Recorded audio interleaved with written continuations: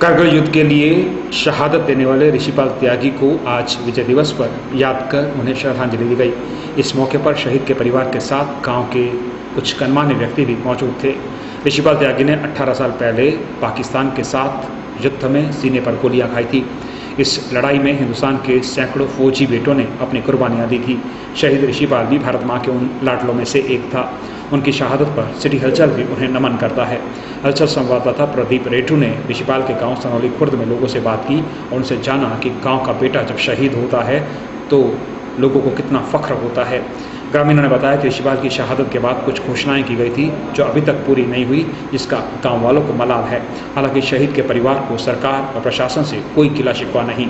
18 साल बीत जाने के बाद भी परिवार के जख्म हरे हैं। शहीद को श्रद्धांजलि देने जब हम पहुंचे तो ये देखकर दुख हुआ कि बहुत ही कम संख्या में लोग मौजूद थे। हमें याद रखना होगा कि ऋषिपाल जैसे हमारे भाई इसलिए सीने पर गोलियां खाकर शहीद होते हैं ताकि हमारे ऊपर कोई आंच ना आए। इसलिए हमें शहीदों की शहादत को कभी नहीं भूलना चाहिए और इन वीर जवानों की कुर्बानियों को हमेशा याद रखना चाहिए। कारगिल की जंग को आज पूरे 18 साल हो चुके हैं। इस वक्त हम सनौली खुर्द गांव में मौजूद हैं। आपको बताना चाहेंगे इसी गांव का एक सपूत इस कारगिल की जंग में इस देश के लिए शहादत दी थी। आज उसी के परिवार से, उसी के गांव से कुछ मौजूद लोगों से हम बातचीत करना चाहेंगे। आज के हालात कैसे हैं, क्या युवा इन शहीदों को याद भी करते हैं, प्रशासन क्या इन शहीदों को याद करता है। हमारे साथ बातचीत करने के लिए गांव से गुप्ता जी मौजूद हैं, उनसे बातचीत करना चाहेंगे। किस तरह का माहौल है और क्या युवा और प्रशासन कुछ याद करते हैं? हमारे गांव के युवा तो याद करते हैं। प्रशासन ने शुरू में 1-2 साल तो याद किया, उसके बाद प्रशासन ने कोई सुध नहीं ली।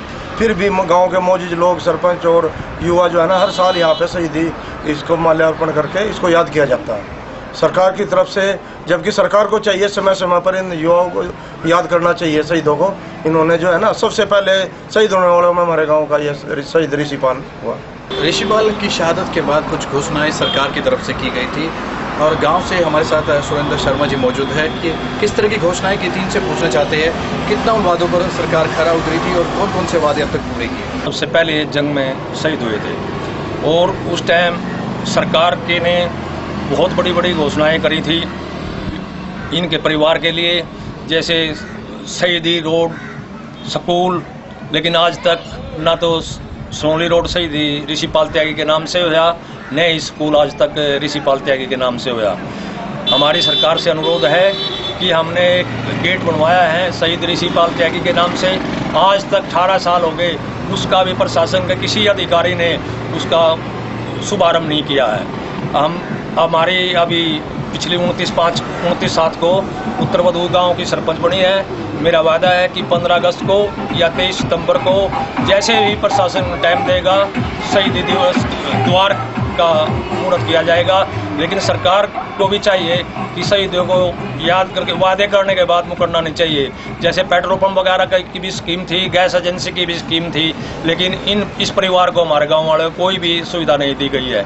और मेरी सरकार से बार बार प्रार्थना यही है कि अगर हम शहीदों को भूल जाएंगे तो हमारे आज़ाद नहीं रहने के। बड़े अफसोस की बात है कि आज शहीदी दिवस पर शहीद ऋषिपाल त्यागी को श्रद्धांजलि देने के लिए बहुत ही कम संख्या में लोग यहाँ पर पहुँचे। ये देश का बेटा था, वो देश के लिए शहीद हुआ था। ऐसे में हम सबको इन शहीदों की इज्जत करनी चाहिए, इनके परिवारों की इज्जत करनी चाहिए, तब जाकर इन शहीदों को उनकी शहादत का सम्मान मिल पाएगा। प्रदीप रेड्डू, सिटी हलचल, पानीपत।